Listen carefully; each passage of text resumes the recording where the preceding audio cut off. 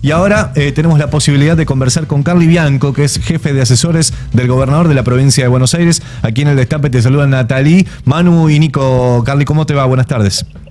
¿Qué tal? ¿Qué tal? Buenas tardes. Gracias. Está muy bajito. Ahí, lo pueden subir al retorno un poco, no? por favor. Ahí mejoramos un poco. Bueno, primero y principal, faltan muy pocos días para el aniversario de la provincia. ¿Sentís que entre lo que había dejado el gobierno de María Eugenia Vidal, más la pandemia, de alguna manera estaban limitados a hacer realmente lo que querían desde el gobierno de la provincia de Buenos Aires y que este año 2023 finalmente va a ser en el cual van a poder plasmar la esencia de lo que realmente imaginaban como gobierno? Mira, efectivamente se hizo muy complejo gobernar en ese marco que vos justamente estás marcando, porque efectivamente, si bien sabíamos que el gobierno de María Eugenia Vidal había sido realmente desastroso en todas las áreas, en todos los sectores, a veces hasta que uno no llega y no es testigo ocular, testigo presencial del desastre, es difícil tomar dimensión de cómo estaba la situación. Y a eso se sumó obviamente la pandemia, que si bien no puso a un costado completamente lo que teníamos pensado hacer, sí cambió las urgencias, las emergencias. Claro. Así que en ese marco se hizo muy complejo llevar adelante el gobierno, pero bueno, no obstante esas dos circunstancias, nosotros venimos trabajando en el plan que el gobernador hizo público en su momento, en los ejes que se marcaron durante la campaña, que fueron educación, salud, producción y trabajo, y creo que se está avanzando muy rápidamente en todos los ejes, con un énfasis muy importante en la obra pública, que es lo que nosotros creemos que para un gobierno provincial es lo que hace la diferencia. Claro. Sí, de hecho, en cuanto a la obra pública, veía hace algunas horas que también se empieza la ampliación de una autovía que era muy necesaria entre Villa Gesell y Mar Chiquita, ¿no? También para lo que tiene que ver con el destino de verano, esta época veraniega, haciendo foco también me parece en el verano. La verdad es que claramente en 2023 es la obra pública a lo que apunta principalmente Axel Kicillof. También entiendo que la economía, de ayudar a la gente, pero va por esos dos ejes principalmente. Sí, fundamentalmente la obra pública siempre fue caballito de batalla desde un comienzo. Lo que pasa que, como decía anteriormente, cuando empezamos la gestión, dentro de todo el marco, dentro del plan de trabajo, del plan de obra pública que llevó adelante, el entonces ministro de Infraestructura, Agustín Simone, hubo que darle prioridad a la refacción, ampliación de hospitales y de equipamiento, justamente por la pandemia, y además durante la pandemia se hacía muy difícil llevar adelante las actividades de obra pública porque estaba restringida la circulación, era muy difícil avanzar con los proyectos, así que una vez que se nos dio un respiro con la vacunación, la pandemia, se puso en marcha el plan quinquenal de obras públicas que hizo el Ministerio de Infraestructura, y pudimos avanzar en obras estructurales, como la Ruta 11, la Ruta 56, la Ruta del Cereal, las obras de hidráulica en La Plata, Bahía Blanca, que se están llevando adelante, la circunvalación de Mar del Plata, las más de 10.000 cuadras de asfalto en el conurbano bonaerense, los más de las 130 edificios escolares nuevos, los más de 120 centros de atención primaria de la salud que se llevan hechos. Podría estar un rato detallando todas las obras que estamos llevando a la práctica, muchas de esas que se han obviamente terminado e inaugurado y que el gobernador ha puesto en valor, así que vamos a seguir por ese sendero. Lo dice Carly Bianco en el Destape Sin Fin, jefe de asesores del gobernador de la provincia de Buenos Aires. Carly, pensaba uno de los temas de los que se habló en el verano fue la coparticipación, sin lugar a dudas, y analizando algunos datos en detrimento de otras provincias, la ciudad fue el distrito que más terreno ganó en la repartija final de la torta, ¿no? Producto de las medidas de Macri, la cautelar del máximo tribunal. ¿Crees que esto tendrá alguna resolución razonable hacia el futuro o que con esta corte por ahora es imposible? Mira, efectivamente en los últimos días circuló un informe sobre cómo se había modificado en los últimos años la masa coparticipable de recursos de la Nación, informe del IARAF, que nadie puede sospechar de que sea un instituto kirchnerista, ni mucho menos, ¿no? Por lo tanto, ahí nadie pone en duda su objetividad, y lo que mostraba es que en los últimos años, justamente la jurisdicción, porque no es una provincia la ciudad autónoma, es una jurisdicción que es una ciudad autónoma, que más incrementó su masa coparticipable, justamente es la ciudad de Buenos Aires en un 129%, por encima de todas las provincias, cosa que es doblemente grave porque primero es la ciudad más rica la Argentina en términos de recursos, la jurisdicción más rica de la Argentina en términos de recursos, y segundo porque ya casi al ser la ciudad capital y por tantos años ha sido privilegiada obviamente por infraestructura, por calles, por hospitales, por escuelas que llevaron adelante los gobiernos nacionales de turno, es la ciudad que tiene menos necesidades básicas insatisfechas, menos necesidades de infraestructura.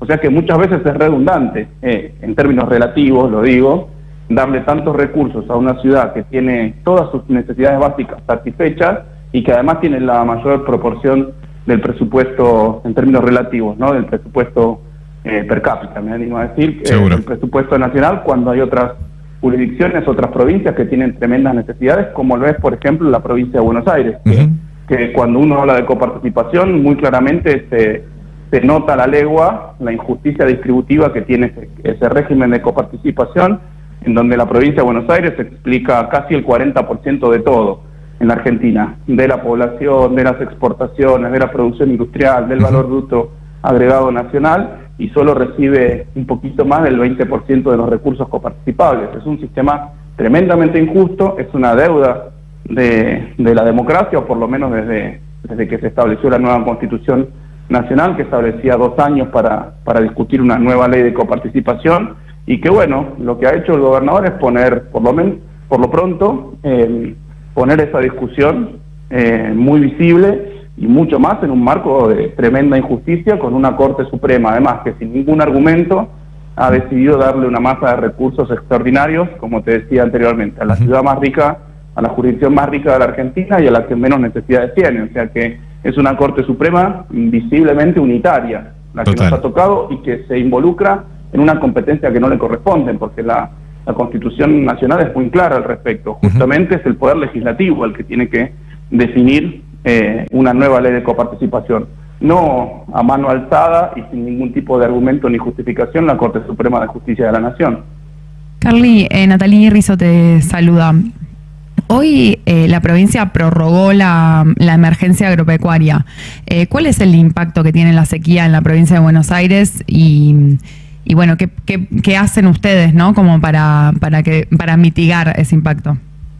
Mira, hace unos días veíamos una nueva operación, una de las tantas operaciones de prensa que llevan adelante los referentes de la oposición en la provincia de Buenos Aires, puntualmente Santilli y Ritondo, justamente aludiendo a la sequía histórica que está padeciendo parte del país, pero fundamentalmente la provincia de Buenos Aires, y le instaban al gobernador a que ponga manos a la obra, a través de Twitter además, ¿no?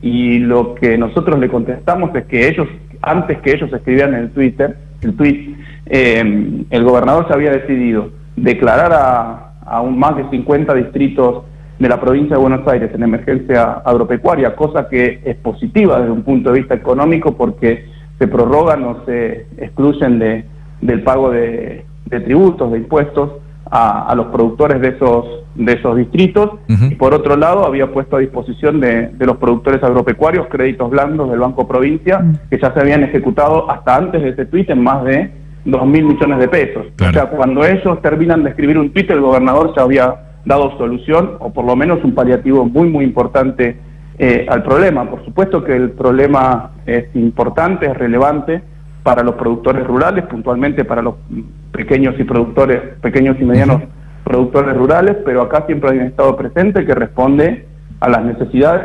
enfocándose sobre todo en los pequeños productores, que son los que ven más compleja su situación, más mermados sus ingresos, y los que tienen mayores necesidades. A veces los grandes productores tienen otra espalda financiera como para poder soportar una mala cosecha. Seguro que los pequeños productores y medianos no, y es ahí en donde se enfoca en nuestras herramientas, nuestros instrumentos. Lo dice Carlos Bianco, jefe de asesores del gobernador de la provincia de Buenos Aires. Agradecerte el tiempo, Carlos. La última, preguntarte, ¿vamos a internas para gobernador en la provincia de Buenos Aires o no hace falta?